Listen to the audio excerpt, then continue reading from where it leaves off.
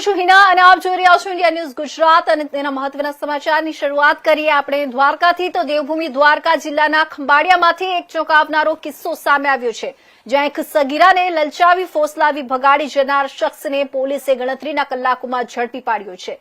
આરોપી વિરુદ્ધ POCSO act હેઠળ ગુનો નોંધી આગળની કાયદેસરની કાર્યવાહી હાથ ધરવામાં આવી છે।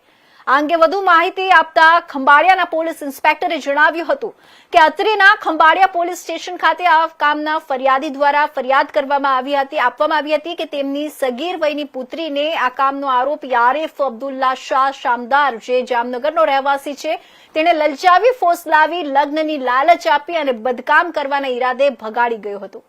આ ફરિયાદને ગંભીરતાથી લઈને ખંભાળિયા પોલીસ મથકમાં આઈપીસીની સંબંધિત કલમો અને પોક્સો એક્ટ હેઠળ ગુનો નોંધવામાં આવ્યો હતો। જિલ્લા પોલીસ વડાની સૂચના મુજબ તાત્કાલિક અલગ અલગ ટીમો બનાવવામાં આવી હતી।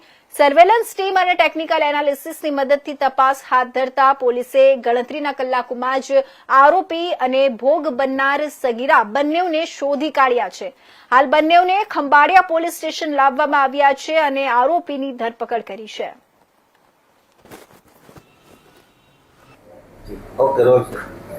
અત્રેના ખંભાળિયા પોલીસ સ્ટેશન ખાતે આ કામના ફરિયાદીશ્રી નાઓએ અમોને ફરિયાદ આપેલ કે તેમની સગીર વયની પુત્રી નાઓને આ કામના આરોપી આરિફ અબ્દુલ શાહ શામદાર રહે જામનગરવાળા નાઓ એમની પુત્રીને લલચાવી ફોસલાવી લગ્નની લાલચ આપી અને જારકર્મ કરવાના ઈરાદે ભગાડીને લઈ ગયેલ છે। જે અનુસંધાને ખંભાળિયા પોસ્ટે ખાતે ફરિયાદ નોંધવામાં આવેલી અને ગુનો રજીસ્ટર કરી પોક્સો એક્ટ હેઠળની કલમ હેઠળ કાર્યવાહી ચાલુ કરવામાં આવેલી હતી। આ બાબતે સર્વેલન્સ ટીમ મારફતે અમોએ અલગ અલગ ટીમો બનાવી અને રવાના કરતા આ કામના આરોપી અને ભોગ બનનાર બંનેને ગણતરીના કલાકોની અંદર જ એમને શોધી કાઢી અને એમને પરત અત્રે પોસ્ટે લાવેલ છે અને આ કામમાં આગળની તપાસ ચાલુમાં છે।